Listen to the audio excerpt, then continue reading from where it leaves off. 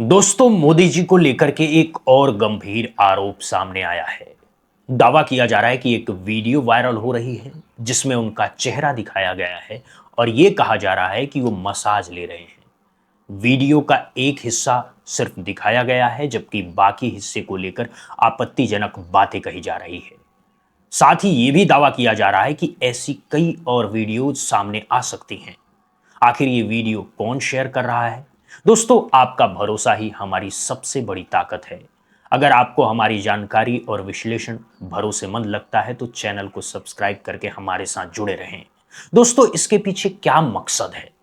आज की इस वीडियो में हम इसी पर बात करेंगे, तो अंत तक जरूर देखिएगा। आपसे एक अनुरोध है, इस वीडियो को ज्यादा से ज्यादा लोगों तक शेयर करें ताकि सच सामने आ सके और किसी के नाम का गलत इस्तेमाल ना हो।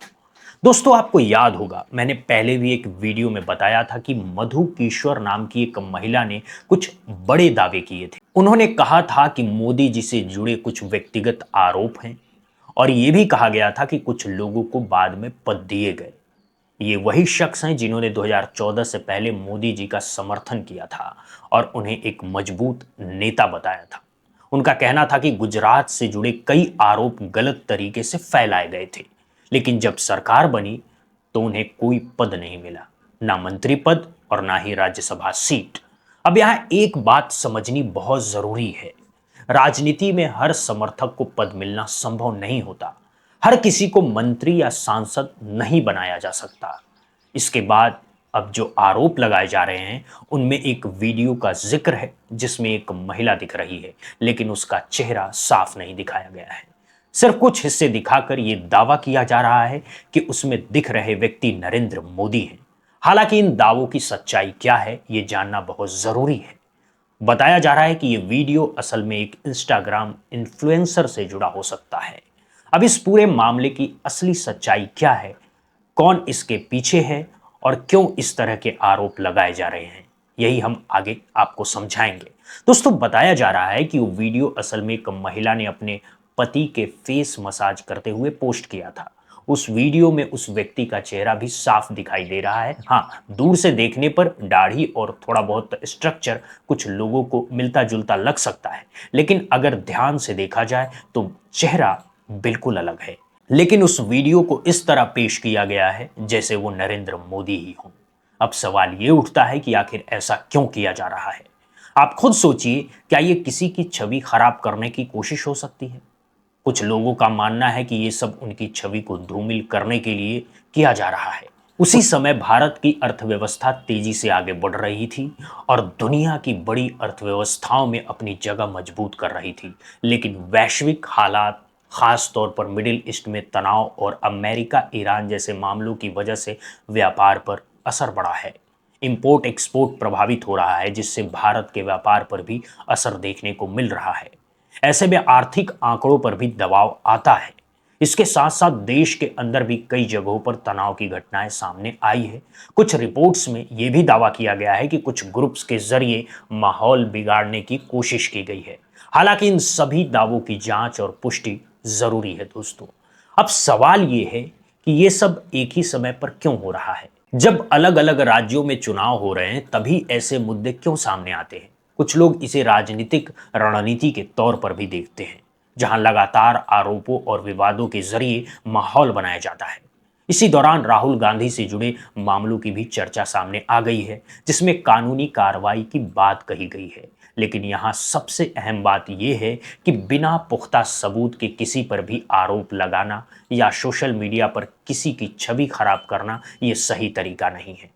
अगर किसी के पास ठोस सबूत है तो उन्हें सामने लाया जाना चाहिए और फिर उसकी निष्पक्ष जांच होनी चाहिए, तभी सच्चाई सामने आएगी। वरना बार बार किसी बात को दोहराने से वो सच नहीं बन जाती। सोशल मीडिया पर किसी भी चीज को बढ़ा चढ़ा कर दिखाना आजकल आसान हो गया है, लेकिन हमें समझदारी से काम लेना होगा। इस पूरे मामले में यही देखने को मिल रहा है कि बिना ठोस प्रमाण के आरोप लगाए जा रहे हैं और यही वजह है कि इसे कई लोग सिर्फ एक राजनीतिक या इमेज खराब करने की कोशिश मान रहे हैं। कुल मिलाकर मामला गंभीर जरूर है, लेकिन सच्चाई क्या है ये केवल जांच के बाद ही साफ हो पाएगा। कहा जा रहा है कि इस तरह की चीजें जानबूझकर लाई जा रही है ताकि उनकी छवि को नुकसान पहुंचाया जा सके। ये दिखाने की कोशिश की जा रही है कि नरेंद्र मोदी महिलाओं के खिलाफ हैं, उनका सम्मान नहीं करते या महिलाओं के हित में काम नहीं करते। लेकिन सवाल ये है, ऐसा नैरेटिव बनाया क्यों जा रहा है? कुछ लोगों का मानना है कि इसकी वजह यह है कि बड़ी संख्या में महिलाएं मोदी को सपोर्ट करती हैं। खासकर मुस्लिम महिलाओं के बीच भी एक वर्ग है जो उनके फैसलों का समर्थन करता है, जैसे 3 तलाक से जुड़ा कानून। इसके अलावा अन्य मुद्दों पर भी महिलाओं की भागीदारी और अधिकारों को लेकर बातें की जा रही है। अगर व्यापक तौर पर देखें तो भारत में महिला वोटर्स का प्रभाव लगातार बढ़ रहा है और चुनावों में उनकी भूमिका पहले से ज्यादा अहम हो गई है।